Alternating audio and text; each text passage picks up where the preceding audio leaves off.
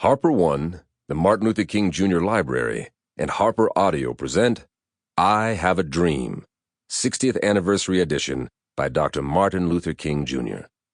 Read by Blair Underwood.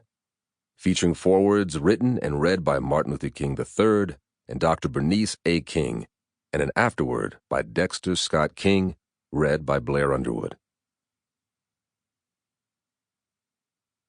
Foreword by Martin Luther King III. On August 28th, America will celebrate the 60th anniversary of the March on Washington and the I Have a Dream speech that my father, Dr. Martin Luther King Jr., delivered on that sweltering afternoon in 1963. I was just 5 years old at the time, but I recall that something very profound and powerful had occurred on that day, and the echoes are still reverberating.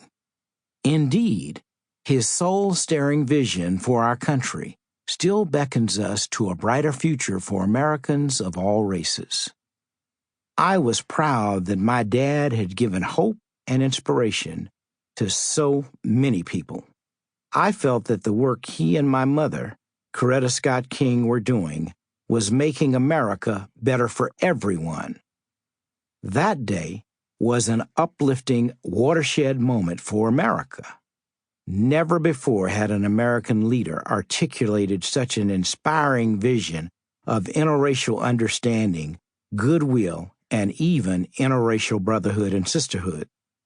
He said powerful things about the urgency of racial justice for making his dream a reality. He also spoke about the unraveled power of nonviolence as the only method of social change that could fulfill the dream. When my dad called for a society in which his 4 little children would be judged by the content of their character rather than the color of their skin, he was not opposing affirmative action or other compensatory programs, as some have implied to distort his message. Instead, he was saying that we should value integrity, compassion, and kindness, and never deny anyone their human rights because of their race. As we commemorate the 60th anniversary of the March on Washington and the inspiring dream my father shared on that day, we are called not only to commemorate his vision, but also to correct the festering injustices of poverty, racism, and violence with action. My father tested his words in the crucible of struggle, and his example inspired thousands of his followers to do the same. That's what gave his words legitimacy. He didn't just talk the talk, he walked the walk. He understood that leadership is about bringing people together, not tearing them apart. Great leaders build bridges, not walls. They build bridges of hope and opportunity. They build bridges of greater understanding, cooperation, and goodwill. Wall builders marinate in fear and suspicion, but bridge builders have vision. They leverage the good in people that can lead to a better future for everyone.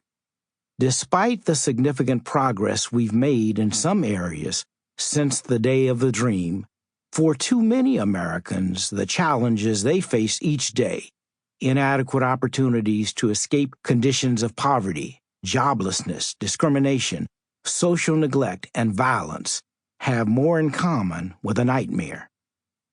60 years later, African Americans have even more reasons to fear racially motivated violence, as evidenced by the mass shootings and police violence of recent years.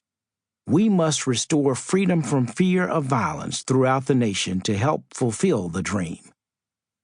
We must ask, what kind of society are we creating when we arm unhinged vigilantes to murder and maim unarmed citizens of all races with weapons of mass murder?